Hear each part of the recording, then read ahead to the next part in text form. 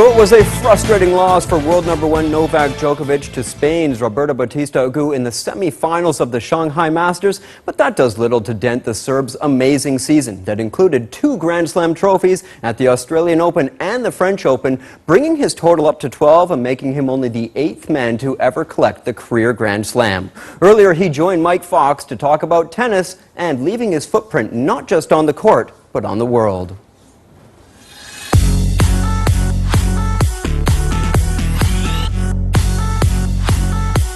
For world number one Novak Djokovic, Shanghai is certainly a happy hunting ground, with the Serb winning here 4 times. The last win came in 2015, but as for 2016, a shock exit at Wimbledon and a defeat in the final of the US Open hasn't overshadowed the 29-year-old finally picking up his career Grand Slam, which came at the French Open. To fans, it was expected, but to him, it was a relief. This year's been full of ups and downs for you, but you did get your career Grand Slam. When you finally achieved that, did it feel like a weight off your shoulders? Well, it did, to be honest, because I probably put a lot of pressure on myself to win Roland Garros over the years, and this time I was lucky and I was able to achieve that.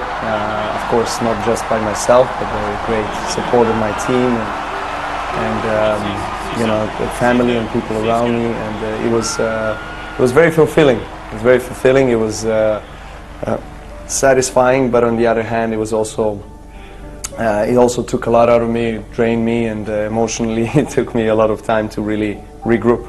Since then, a word that has been bandied around is the word legacy. A lot of people have been talking about what legacy you're going to leave behind. Have you thought about it?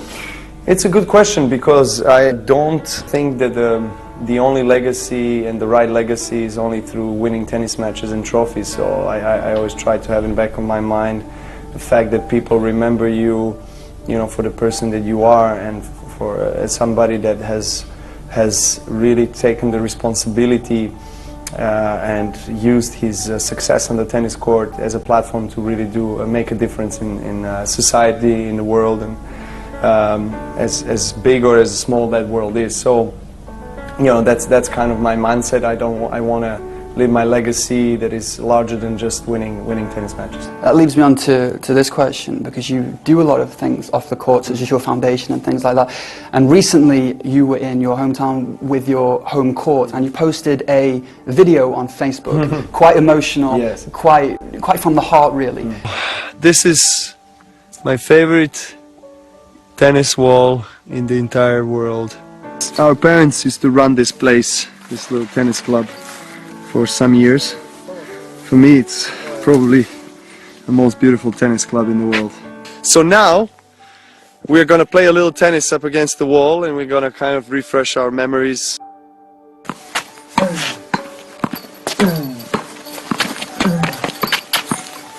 Why you felt that to share that with the world, because it was very personal. What made you want to share it? Well, you know, I mean, the social networks are an amazing way of interacting with the people that follow you, support you, and also in the end of the day give you really lots of positive emotions, lots of love. And I think it's important, especially for young people, for children, to see that you know, it's important to keep with your roots and your identity, and that wall, you know, and that tennis club is my identity. And it's you know, in order to go somewhere, you need to know where you're coming from, and you know, I always try to remind myself of that, and you know, it keeps me grounded. And you know, it was just one of these things that you wanted to share. You wanted people to see it, because not just because you wanted to grow your own fan base, but because you really want to show these kids that you know, what are the right values and what is the right way, I guess, from my perspective, of approaching a professional sports career. Usually when I do these interviews, I always ask the person I'm talking to, what next? What do you want to achieve next? What's realistic for next season? But for you, it kind of seems silly, because you've done it all. So instead of looking forward, let's look back. If you could sum up your career in one word, what would it be? Oh, that's a good question. In one word only.